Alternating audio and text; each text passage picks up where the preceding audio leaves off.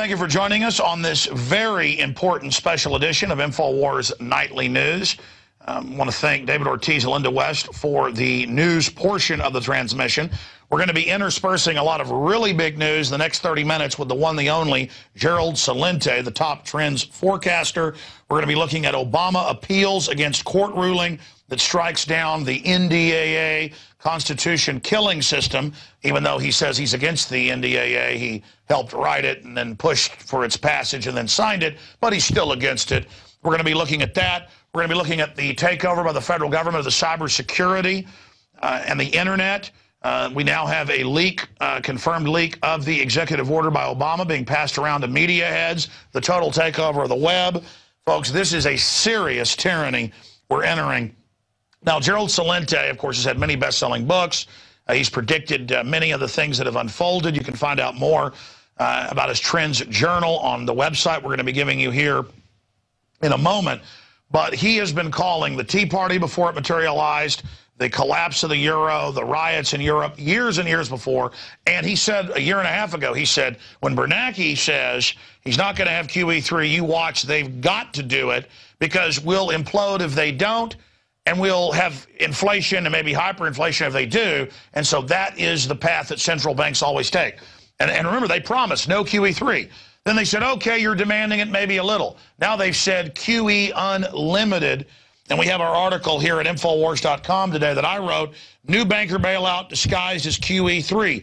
$85 billion. The media is saying $40 billion. That's just part of it. $40 billion a month to go buy private derivatives from the banks. So it's really a banker bailout, a direct tax. But total, it's $85 billion a month, and we have the press release from the private Federal Reserve, and he's going to break down exactly what this means, the mechanics of it, and what it's really doing, and how it ties into the whole LIBOR scandal and how these banks are all working in concert. And then we're going to pick his brain about, now that he's been accurate in predicting this when they promised they wouldn't, what the aftermath will mean and what the time frame is. Max Kaiser, who's also got a really good head on his shoulders and worked with George Soros' son as a top stockbroker, he has done something, said something I've never heard him say.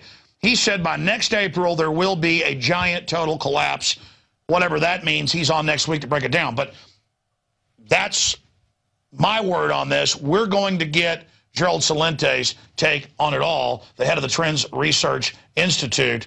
Gerald, thank you for joining us on short notice. Wow, you've got the floor. Tell us what this means, and do you agree with my analysis that it's just another transfer of wealth to the kleptocrats? You nailed it, Alex, in your introduction. This is nothing more than a bailout, another bailout to the too bigs to fail. That's where all the money is going. It's the same scheme around the world. They make it appear, you read the headlines, and here's the phony headlines. You ready for this one? This is coming from the Wall Street Journal. Fed acts to fix jobs market. Isn't that nice? They're going to fix the jobs market. Oh yeah, just like they fixed it before. How much did they pump into the system?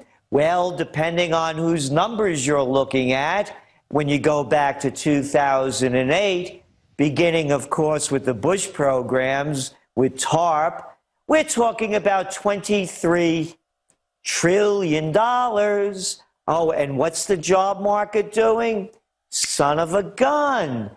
Didn't Obama say when he pushed through the stimulus in 2009, that by 2010, we're going to see 7.2 unemployment, and it's going to go down from there. Hey, what are we at?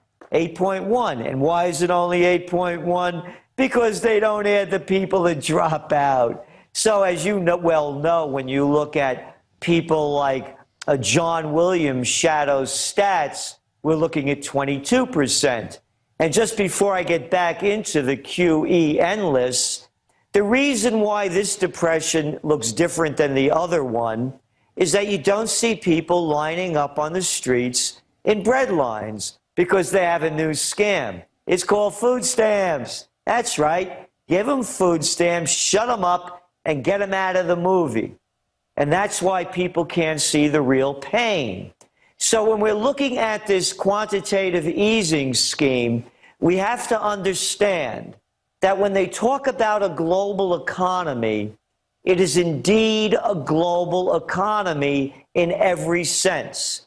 I have been saying for the last several months that I would put my reputation on the line that Bernanke was going to push through quantitative easing before Election Day. You don't have to be a trend forecaster to figure this one out. All you have to do is look back a little bit. Alan Greenspan did the same thing for George Bush the First, but he did it a little too late. And then Clinton squeaked in, and also because Perot grabbed 19% of the vote away from Bush. So they do it all the time. It's the criminal operation. And you made it 100% clear. The money is only going to the Goldman Sachs gang, the Merrill Lynch mob, the J.P. Morgan Chase criminals. You know, all of those guys out there that have been fined in the tens or not hundreds of millions of dollars for doing their dirty deals and then never having to admit nor deny that we did any wrongdoing. And the wonderful Obama that all the liberals love under his Attorney General Holder, who used to work for one of the premier white-collar crime syndicate law firms, they haven't brought anybody up on charges. So now you go overseas. This past week on Wednesday, the German Supreme Court. You have to put a photo of the German Supreme Court up, Alex. These little cats in these red little uniforms with these cute little red hats. These little wimpy SOBs. They just violated the German Constitution. 38,000 Germans had signed on to this. That to find the European Stability Mechanism, which is white shoe boy language, to steal the money from the taxpayers, deposit it directly into the banks, and give it to the hedge funds, the brokerages, the investors, and the bankers that made bad bets at the tune of 700 billion euros, and pay back all the bad bets they made. But because you're a member of the White Shoe Boy Club, we're going to give you interest. So they violated their constitution. They even admitted they did it for economic purposes. And then on September 5th, as I was saying, Mario Draghi, the head of the European Central Bank. For those who don't know who Mario Draghi is, he was the vice chairman of the Goldman Sachs gang European division. Yes, the Goldman Sachs gang that cooked the books to bring the Greeks into the Eurozone. That Mario Draghi. He announced, just like this, you said this endless QE, he announced they're going to buy up all of those worthless Italian, Spanish, Portuguese, Irish, Greek bonds, nonstop. All we're seeing here, and you could throw China into this loop as well, it's all connected. They are printing nonstop counterfeit digital money to give to their pals in the banks and the hedge funds so they could keep the scam going. All right, I'm not making this up. No. I mean, you're not there, Gerald. And just to interject, the magnitude of this, I played the clip on the radio today. Ron Paul on television said we should, quote, be panicking right now, but instead we have this mass Stockholm syndrome or this learned helplessness. I guess the word could be normalcy bias. Quote, countries should be in panic over Fed's decision, zero hedge. Infowars.com, he said that one on CNN. And Ron Paul's never talked like that. The fact that they're not just doing QE3, but it's unlimited looting, and then it it comes as inflation for the general public. It devalues the purchasing power. They're buying 1.4 billion bullets, giant black armored vehicles, checkpoints. The military is preparing for civil unrest worldwide.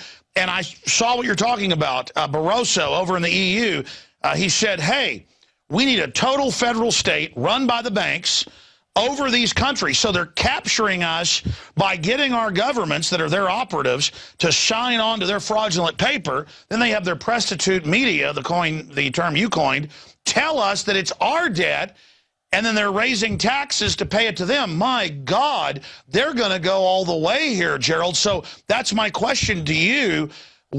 How do they think they're going to get away with this? Because when they say unlimited and they're going to buy all the derivatives that these criminals created and spend $85 billion a month just here in the U.S. giving it to them, I mean, what's next? Are they going to demand our daughters? Yeah. It's one banking syndicate. It's what Rothschild had said. They would make it so complicated that people wouldn't understand it until they lost everything, essentially, and were put under the control of one bank. Here, this is a quote. Now, this isn't a left-wing, subversive newspaper. This is the front-page story last week out of the Financial Times. The Financial Times. Here's the headline. Draghi helps out Obama campaign.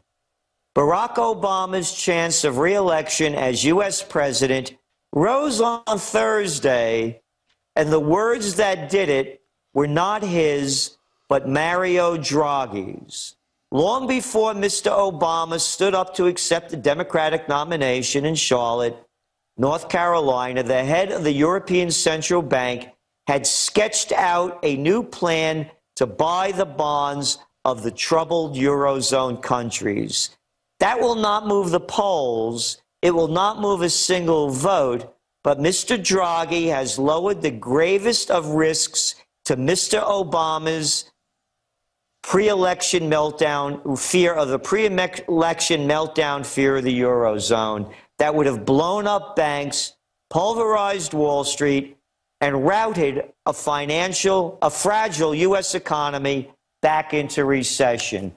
They all know what the deal is. It's right here in black and white. It's from the Financial Times. They know that the system is collapsing. They're going to do everything they can to prop it up, and they're doing it. What does it mean?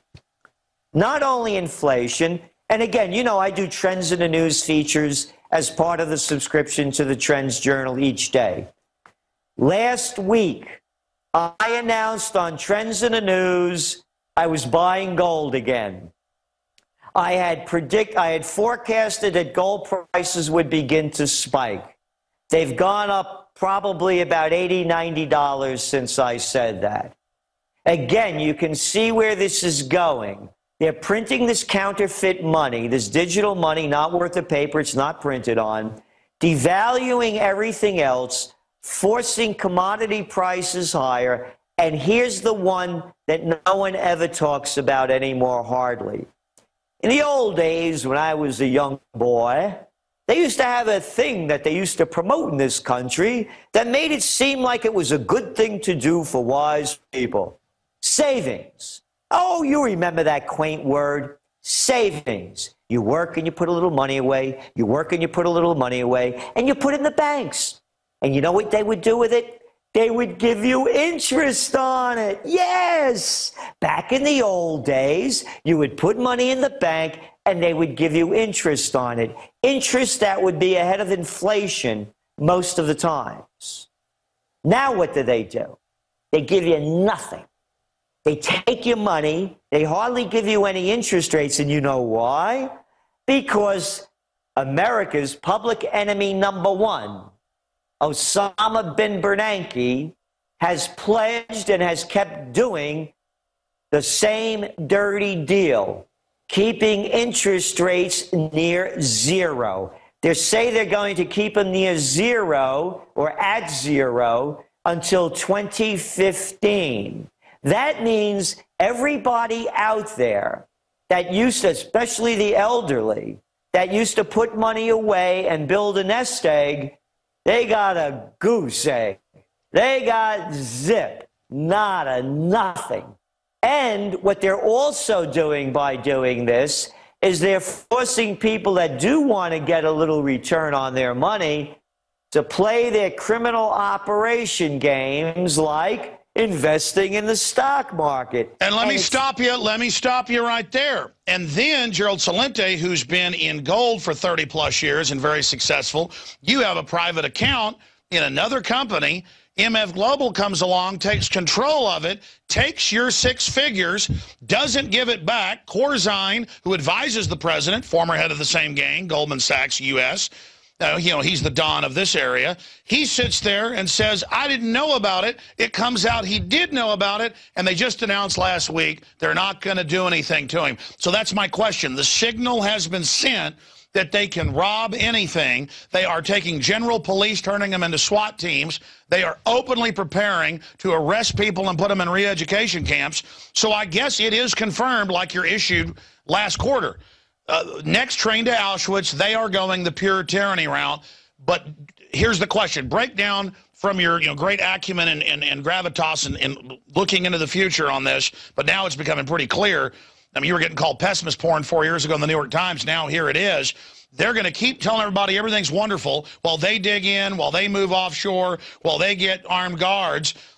But clearly people are losing confidence in the system. So what are they planning to do? How bad will it get? What's the time frame?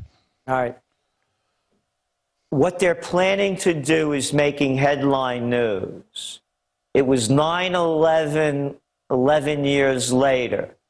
With what's going, I've said this from the beginning, when they first started talking about recovery, we did a trend alert on it back in 2008 and 2000. You said when the economy goes down, they go to war. You got it. No recovery cover-up, and they're going to take us to war when all else fails. Can't you hear the war drums beating?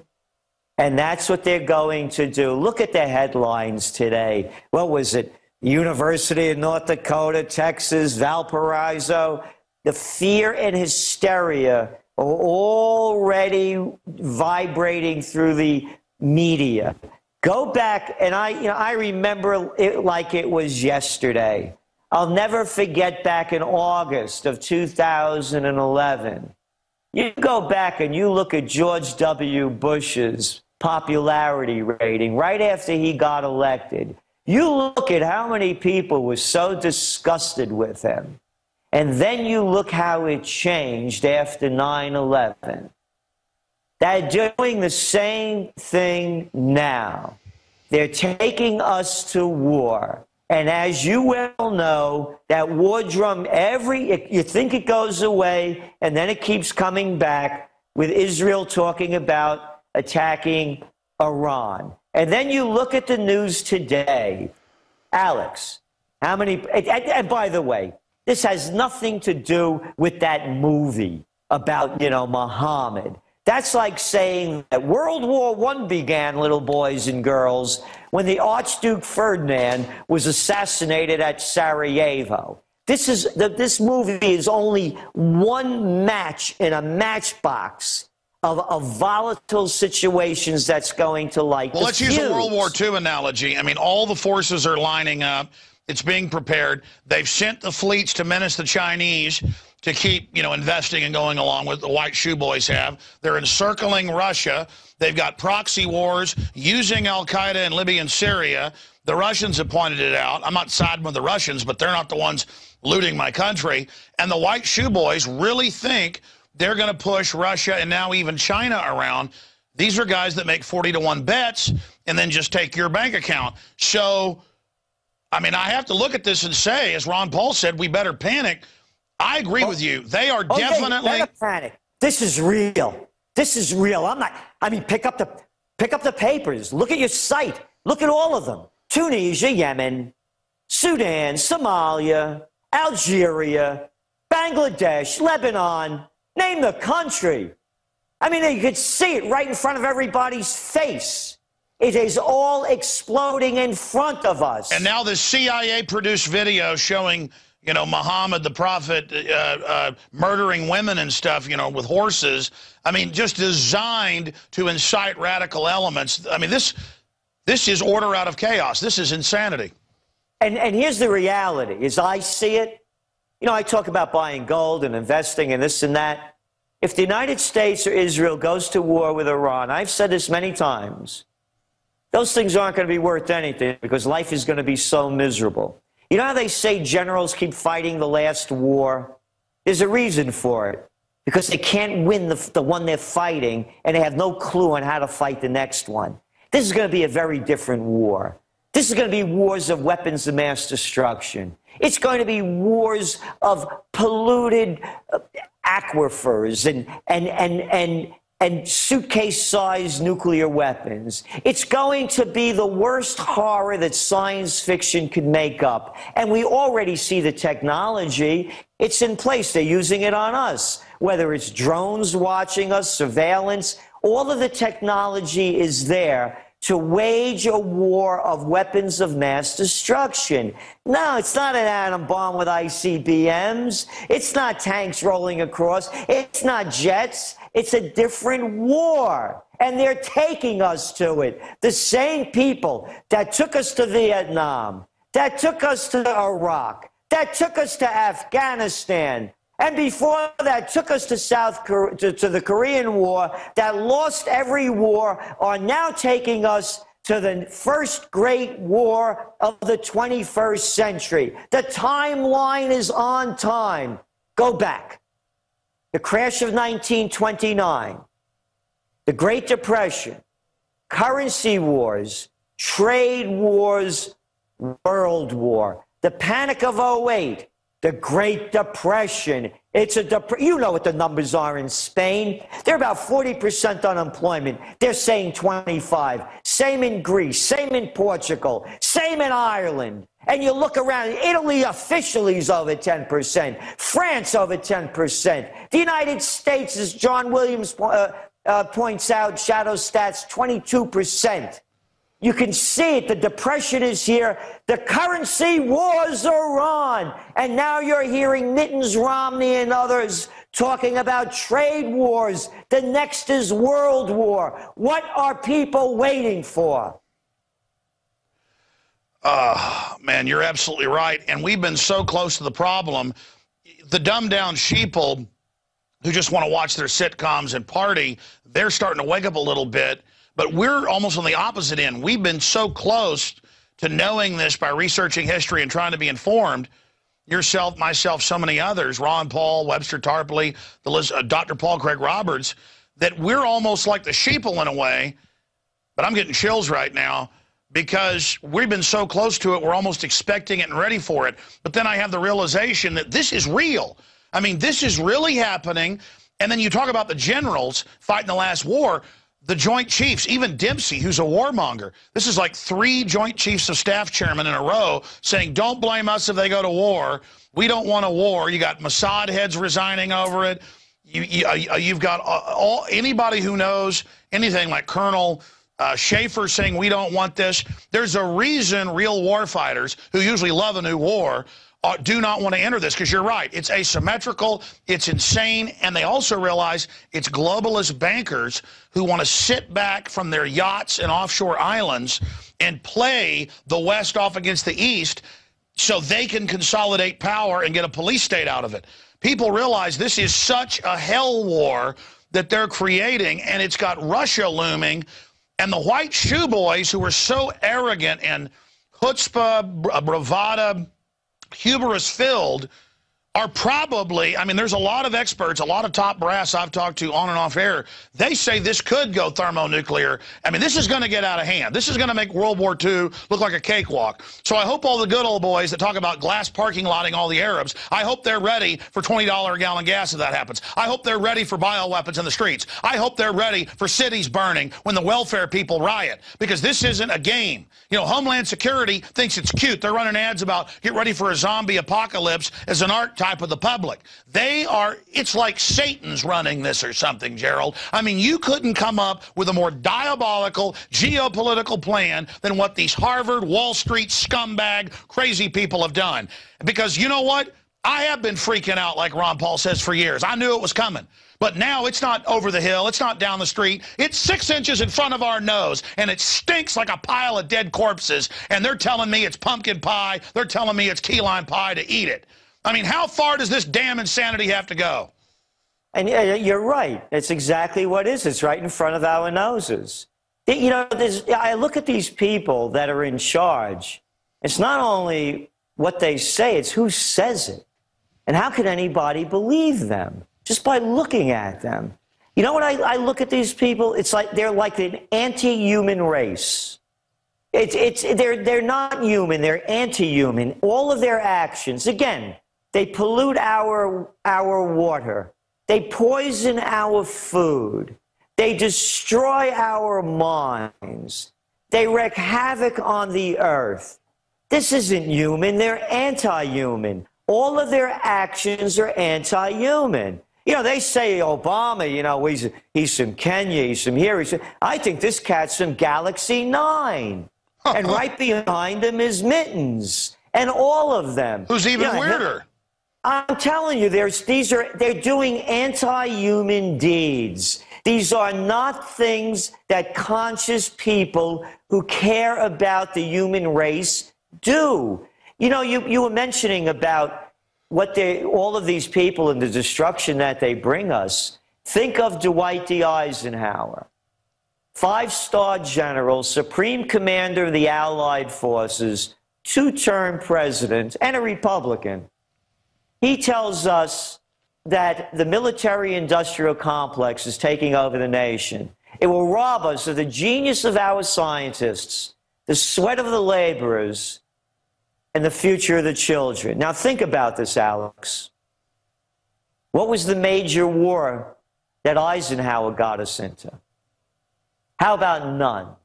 How about it was Eisenhower who ended the Korean War? No, he wasn't like Obama with his sleeves rolled up. Didn't that cat ever work, man? He's always out on the campaign trail. Or Romney, who's been running forever, since 2006 and before. And Eisenhower also said that anyone that seeks the office is either crazy or an egomaniac. And there you have it. You have crazy and egomaniac. You have fraud and fraudster. They're right in front of our eyes. Max Kaiser has a good analogy, and I remember seeing it in the press at the time. Some of the stockbrokers, because of the crisis of the towers, stocks were going up and down wildly, and they were making millions of dollars in the towers, and they stayed there as the buildings collapsed just to make money. And that's what the globalists are doing. I liken them to cancer, and cancer is programmed to take it all. Because I was making the point that, you know, to Max Kaiser, that cancer, if it had a consciousness, would think it was winning. It's taken over, it reprograms, nothing can stop it. And it's actually destroying the host. And he said, yeah, it's programmed to take it all. And these people really are cancer. That's why you say they're anti-human. All of us make mistakes. None of us are perfect. But these people actually, well, it's basic criminology. It's like a lot of criminals rob banks, not just for money. It's fun. And for them, it's fun. I mean, I was reading about Hitler and also watching some of the films. He would go out to the fronts, the Russian front and others, and for days he would stay up drinking coffee and eating pastries and taking speed to watch through big telescopes cities being bombed and burning buildings. And he loved World War I. He loved the dead bodies and the rotten dead people in the trenches. They said, man, he was like a fish to water to that. The black uniforms, the skulls. Well, look at our police. Look at the systems we've got. It's all that same black uniforms, ringwraith outfits, evil. And Stalin liked murder and death as well. These people are sick. These people, it's beautiful to them. It's beautiful what they're creating. And they are cancer. These people are cancer.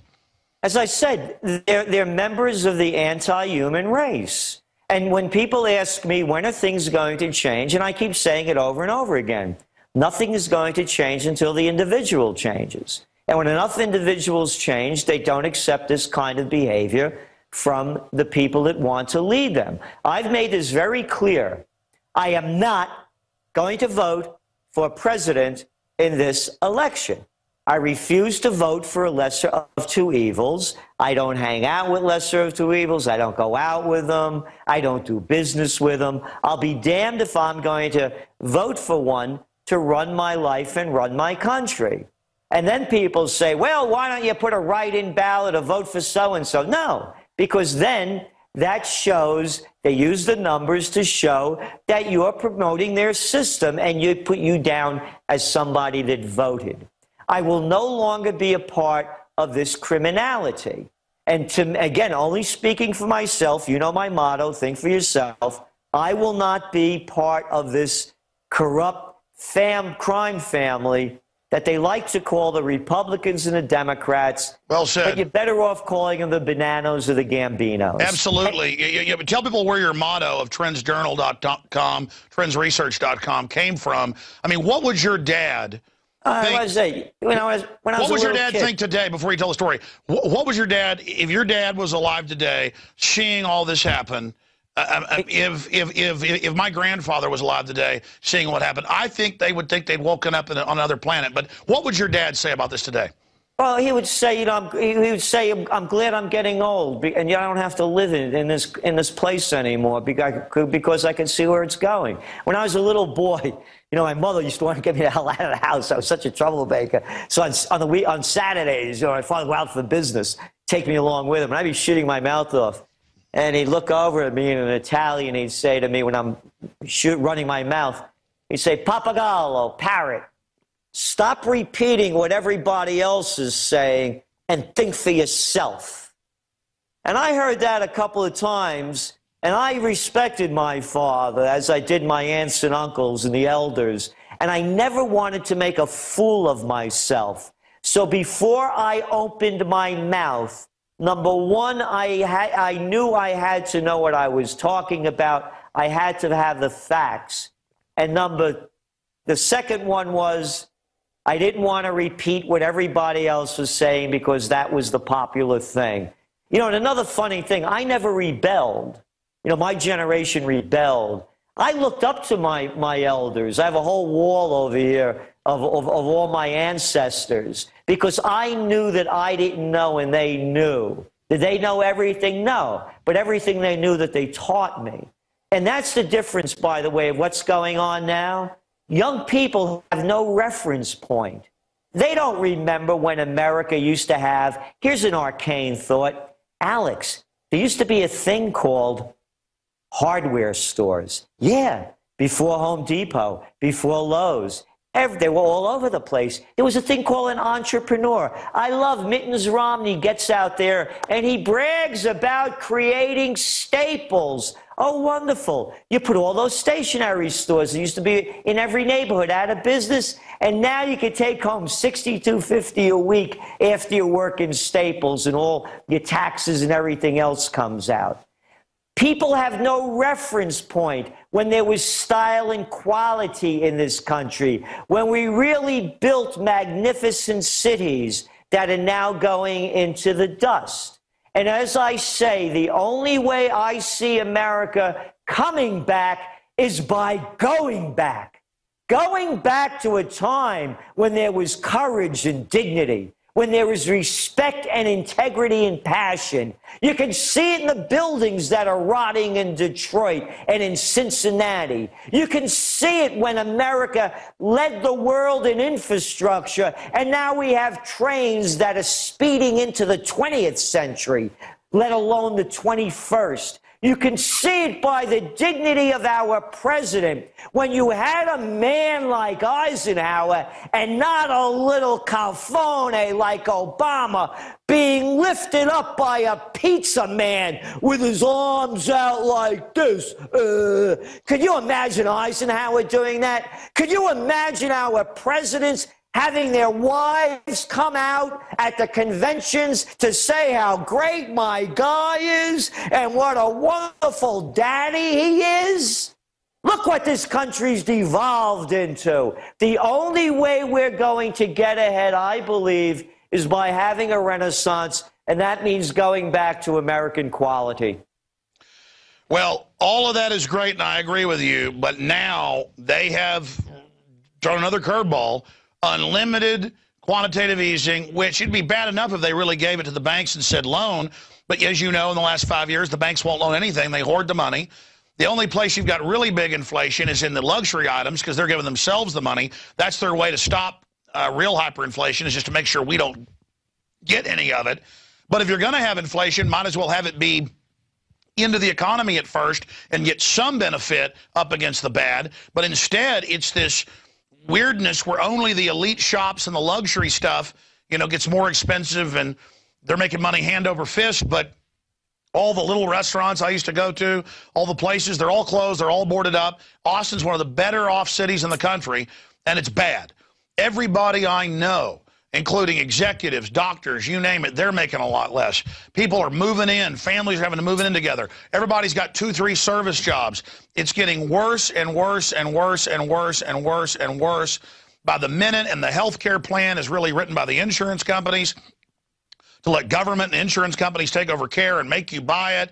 I mean, it's so hellish. Evil has been turned loose. And this happens in a lot of cultures. So my question to you is, time frames. You've been absolutely, I'm not kissing your butt, it's true, on target with everything you've talked about. You know, they're like, oh, things didn't collapse, Celente. Well, they're saying the collapse we're seeing isn't a collapse. They're playing games. They're messing with the numbers. But now you said, I guarantee you they're going to do the QE. They've done it. So tell us what's coming next now that it's coming more into focus, and you've obviously got some of the lines a little bit more crisp. Clearly, they're trying to hype up the Arabs with this fake video. Clearly, they've turned al-Qaeda loose that they put in all these countries. Clearly, they're putting out all these fake bomb threats right now to get the fear going. So, yes, I see the preparatory fear-mongering that I saw before 9/11, that you saw before 9/11. We can see them getting ready. So what does that mean? Staged terror attacks before the election? TSA on the streets rolling out? I know 6 months ago I confirmed nationwide every city had its TSA checkpoint kits and groups set up. They're all waiting. I mean, clearly this has all been premeditated. They've got the hammer risen over us. How do you see it dropping? What tips can you give people once it drops? How bad will it get?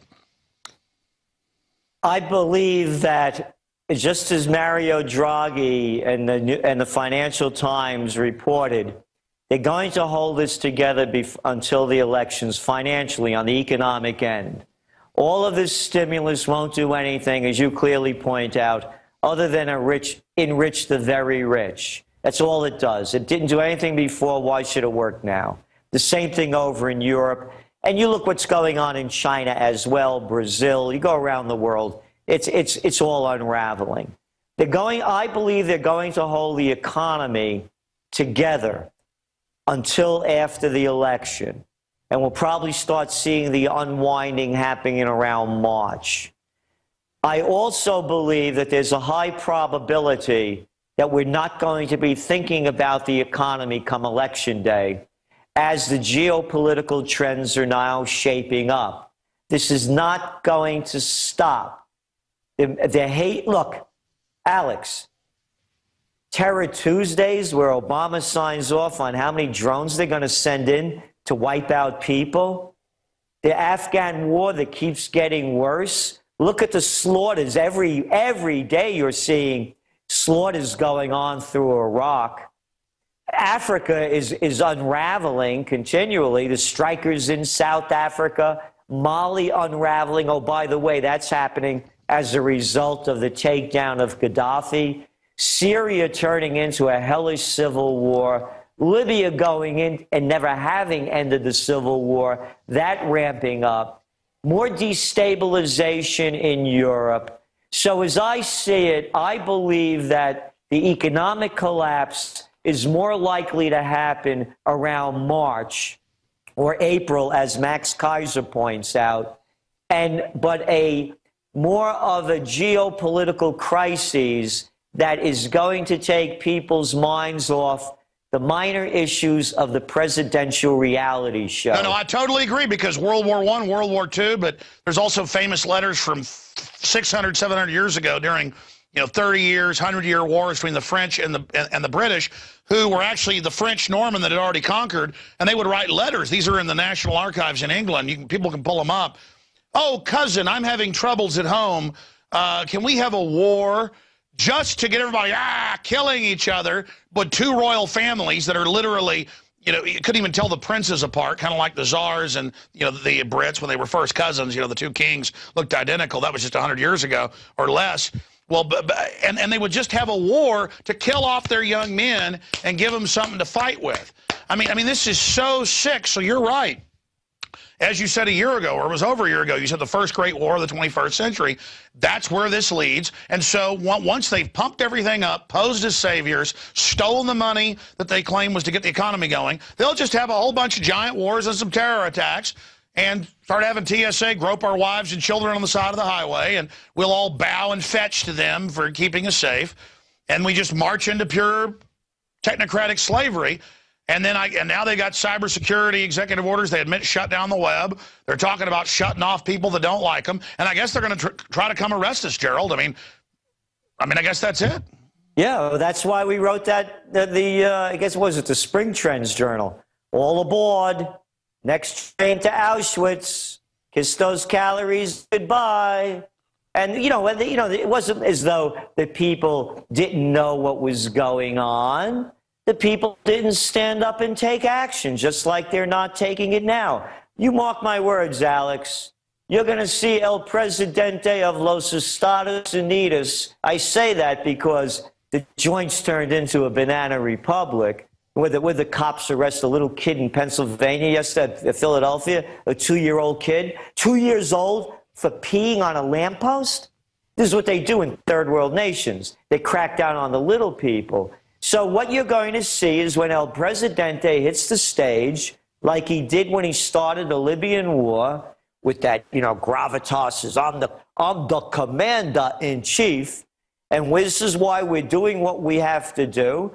The yellow ribbons come out, the flags go up, everybody salutes, and then they go to war. They do it all the time, and they're going to do it again. False flag or real, to me, it's in the cards.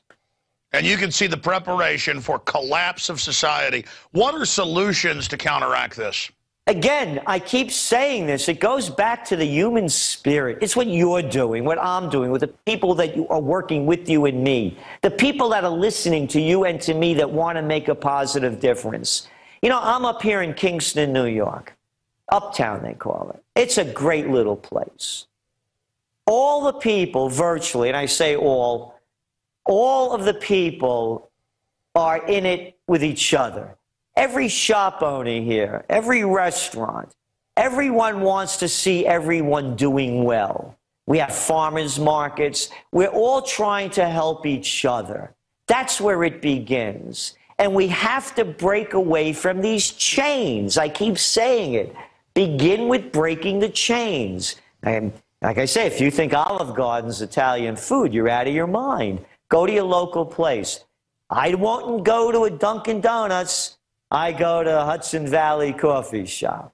I won't go and buy anything I don't have to buy in a chain store that I could buy locally. That doesn't mean I don't buy everything. I have to buy some things. And the other thing, most importantly, it's about getting in touch with yourself. I have this line that I use. I'm alone in this world. I was married for 23 years. I have no children. I'm divorced a long time, too. Everybody I love is dead. No big deal. You just look at life differently. And for me, again, only speaking for myself, to me, hell is taking that last breath of life and knowing that you BS'd yourself and you weren't the person you claimed to be.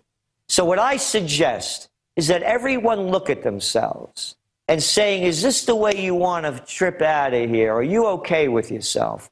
If not, what can you do to leave this planet on a happy note, a satisfied note, and a note of respect and dignity for yourself?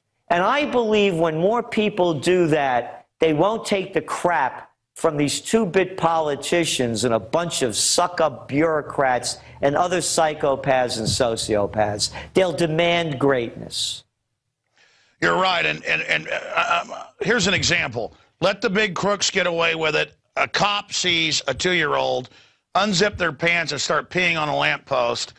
Come on, cops. Anybody who's had kids or been around knows when kids are 2 years old, I've got 3 of them. They, you know, I mean, I've had daughters when they were 2. My son, when he was 3, at the beach. And until you tell them no, they're just like little animals. They start peeing up against a lamppost. That's what kids do right after the time you potty train them. And the fact that a cop would write somebody a ticket for that shows a total disconnect for reality. When I was at Bilderberg this year, and they didn't want us to be able to get around it, they'd gone and harassed everybody and said, don't let them park. They'd gone in our hotel and said, is Alex giving you any problems trying to find something? And I told the cops, you know, shame on you, the head ones, and I had some of the others apologize for it. But the last day, we're trying to walk down a side street on the sidewalk across a little road. It's not marked. You can't walk across it because it's a red curb if you can't. And we're trying to walk across it, and the cops come and block it and say, we're going to arrest you if you walk across there. And I sat there and I said, you go ahead and arrest us then. This has been going on for about 10 minutes. And the national media was there. The Guardian wrote about this. And I said, do you want your kids growing up in a country where citizens can't walk across this entrance here to the Marriott on a side street? You know this isn't marked. And I said, it's not illegal for me to walk right across here and go over by the hotel, you know, on the city sidewalk. I said, can I walk? And I said, if you do this, you'll enforce anything that's illegal. And I said, do you want your children to live like this in this country? And he pointed across the street and he said, you see that mobile unit? My boss is watching me on a camera right now and I'll get in trouble. And I said, so you're going to follow orders? You'll do anything to follow orders. And he said, no, fine, go ahead. You guys can walk across the street. And everybody cheered, and I turned back and I said, that's what we have to fight for in America, is that we can walk on the sidewalk past, you know, over an entrance where you're supposed to be able to walk. And again, it's not like people were even coming in and out of that entrance. It's that's how far we've come. And the Guardian wrote about a victory for liberty, that we could walk across the street. And it just shows how ridiculous this is, that that people that work for the system are enforcing their own enslavement. People have got to just start saying, we're not going to be part of this, and start saying no. Exactly. And it's what I said earlier. When you see an economy in decline like ours, and you see all the numbers coming out, they just came out with some new data that hardly made the news about how many young people born in poverty never make it out. And we're at the bottom of the list of all of the so-called developed nations. Dr. Paul Craig Roberts did a piece recently. He's showing that, no, our median income isn't below 1989 levels. It's below 1967 levels. The gap between the rich and the poor is the widest in the United States than any of the industrialized nations. Half the people in this country are dying with no money in the bank. This is the behavior of the police in third world and declining nations. Like when you saw what was going on in Egypt and how much they hate the police. That's what happens in declining societies. They hate the police. They'll arrest a 2-year-old, give a 2-year-old kid's parents a citation. Come on, for the kid peeing, you're going to waste your time. But John the Slime Corzine, who robs segregated accounts like mine of $1.6 billion that, hey, man, I can't find it. I had it here a little while ago. Oh, and by the way, the Attorney General, the Attorney General, who Obama's Attorney General has not brought one Wall Street head to roll. The same firm that I mentioned, the white shoe firm he used to work for, one of the premier white shoe boys shirt firms that is one of the premier white-collar criminal lawyer groups.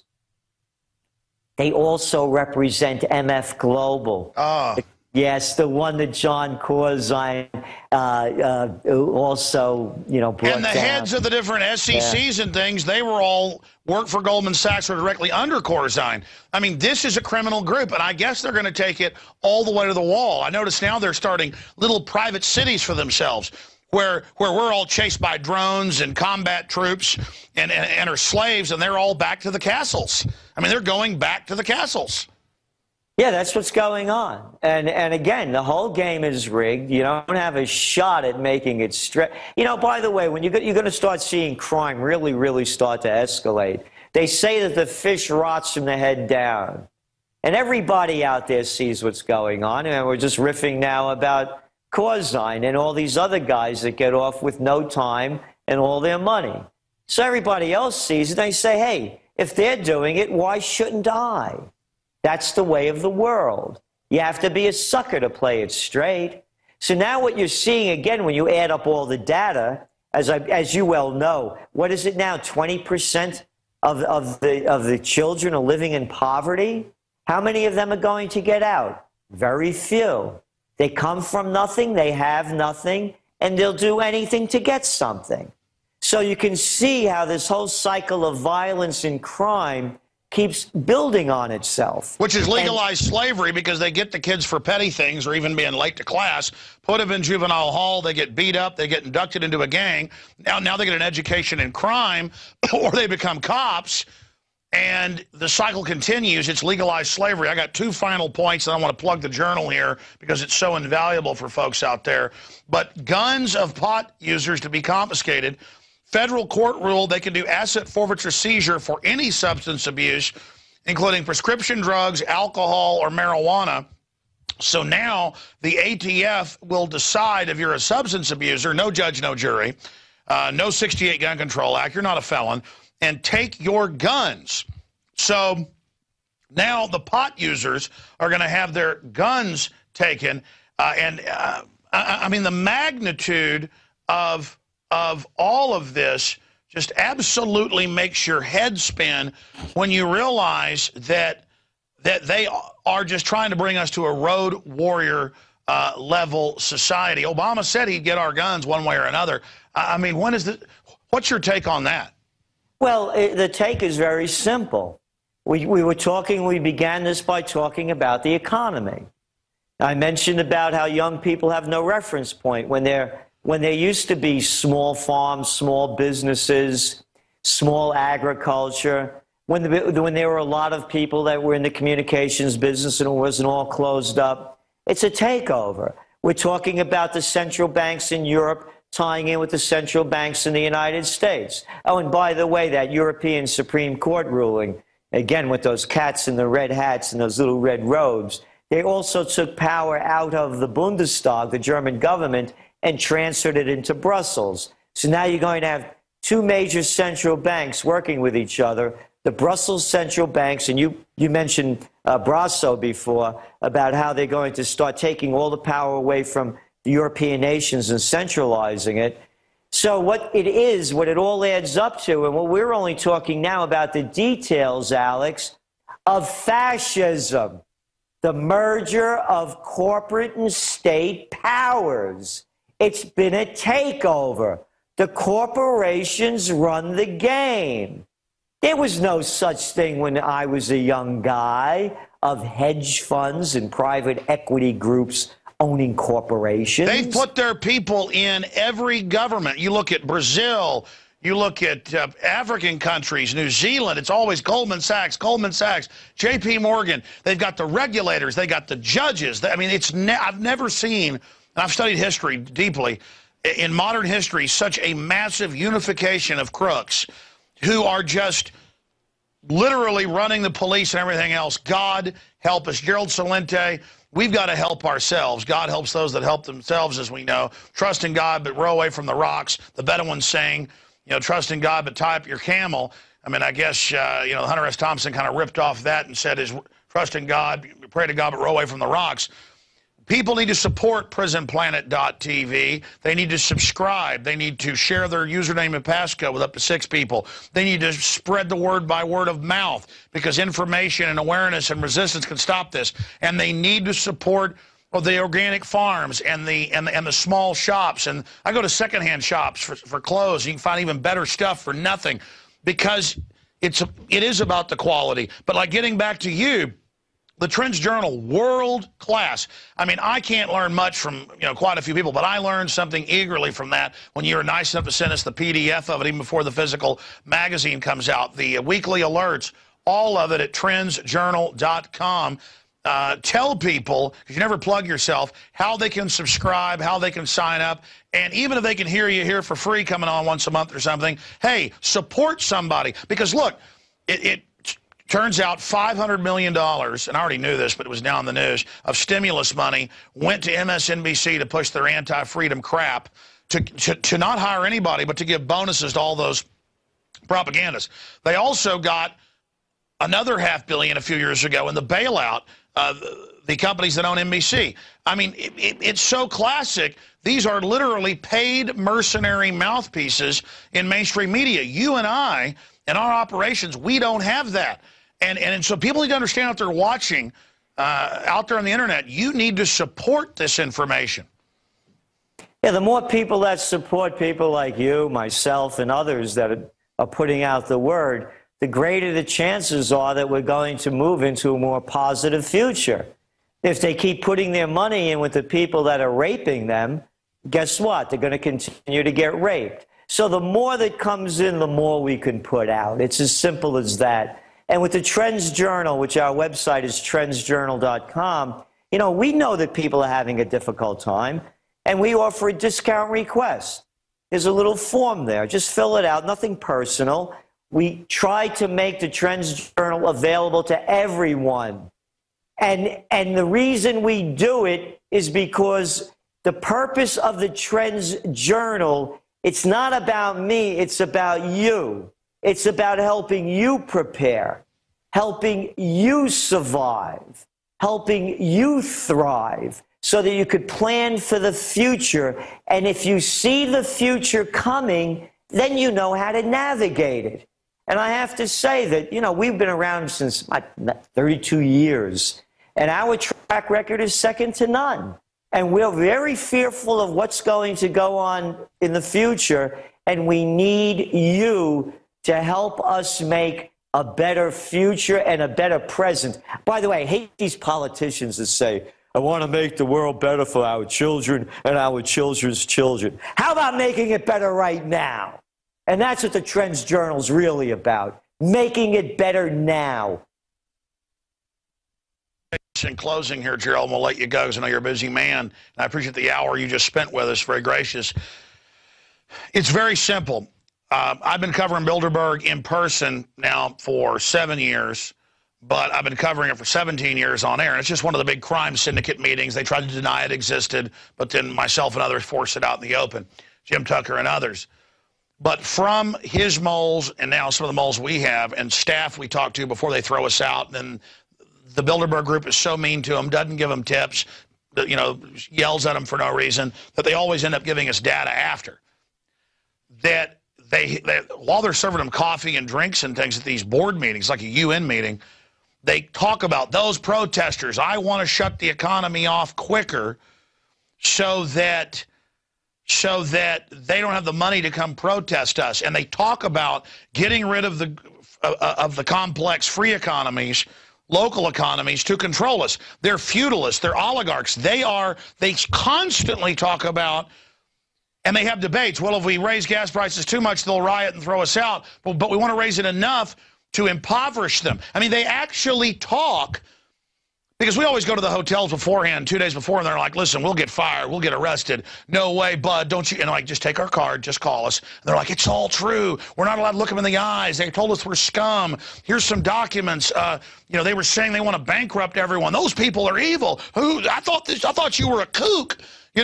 I mean, and it's the same whether it's in England or France or the U.S. or Canada. It's always the same. They're like, those men are evil. I mean, Switzerland with our reporters over there. We do not believe it. They are evil. Warn everyone, evil. I mean, this is what we're talking about. They want to bankrupt us. So we've got to buy organic. We've got to buy local. We've got to support alternative media now and vote with our money before they totally shut everything down. Because once they bring us into poverty, these third world countries could be wealthy. Their elites don't want people that are uppity.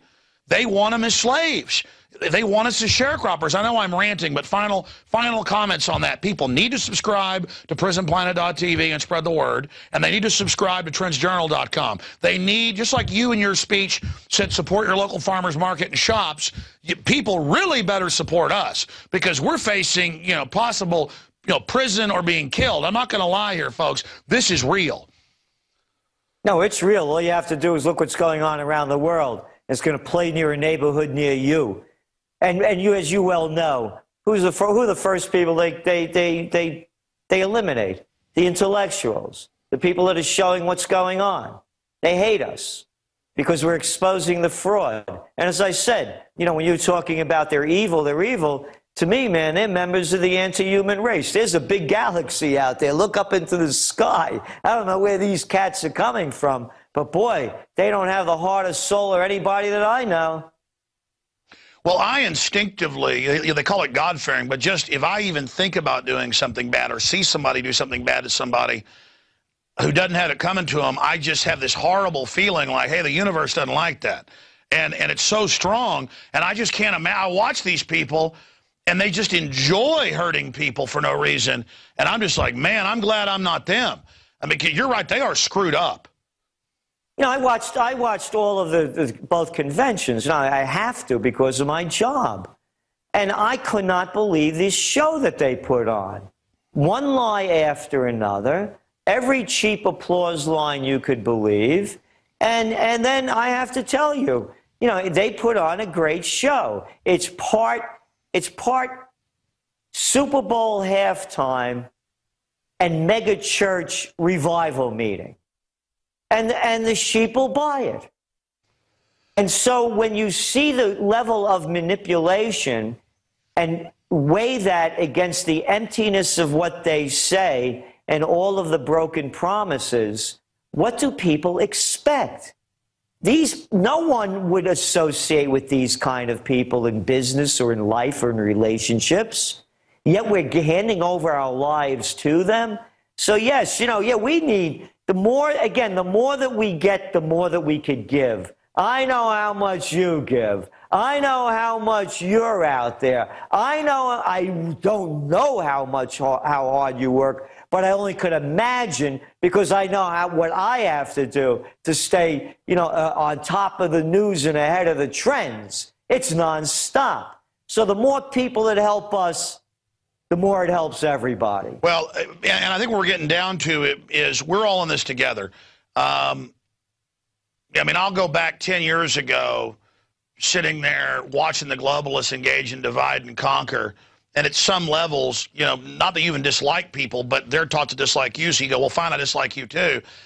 I at a very deep level understand now that is the enemy completely because that's how the globalists win. Humanity is in this together. The ruling elite are scientifically playing us off against each other. They're cold-blooded. They are malfunctioning. They're screwed up people. You're right. They're not on team humanity. No, they're anti-human. They're the anti-human race. Oh, and one more thing. Turn on any TV station. Go to any cable station you want. Where do you see the news like you deliver the news on your TV show? Nowhere, no place, no how. Because you've got a gang of crooks that are anti-human because they're against everything good and decent because it flies in the face. And I mean, that was just my point. I think overall what you've said here is we're facing a real time of test. If people think things are bad now, just get ready. And we better get ourselves together. And we better reach out to humanity. And we better support each other. And we better support local businesses and local ideas. And we better just get involved everywhere because we have...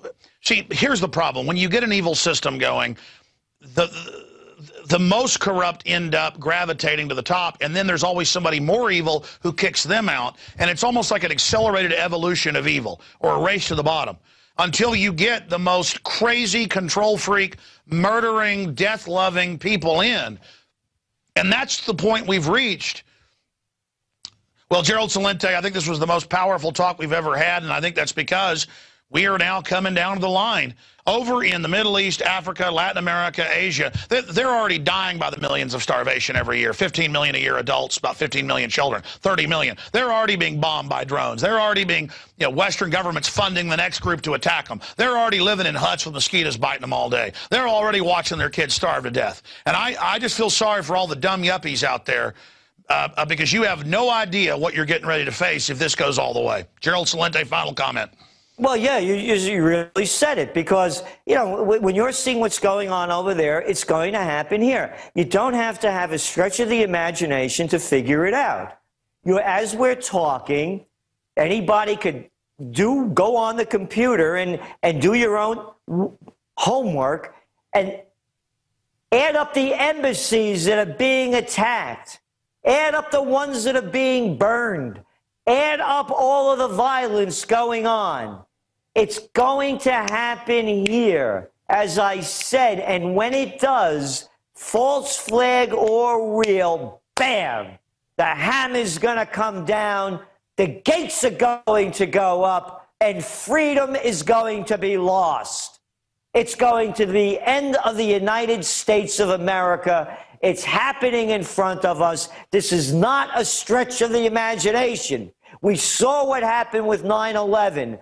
We get a couple of more like that, even smaller, whoop, the clamps come on, the curtain goes down, and it's going to be hell to live in this country. Yeah, I liken it to the Vichy French, who were collaborators with Hitler. That's why most of their military stood down, because they bought off the generals. Everybody serving this are Vichy French, basically. And I mean, I know you were just over in Europe, and we published last month in Article newspaper magazine your article. What was the headline? It was like Thinking of Hitler or Haunted by Hitler. Haunted by Hitler. Yeah, how could the Germans, these great people, they had to be at the top of civilization in the 30s, in Western civilization, let a two-bit freak like him destroy their country? The Italians, Mussolini, a cartoon character.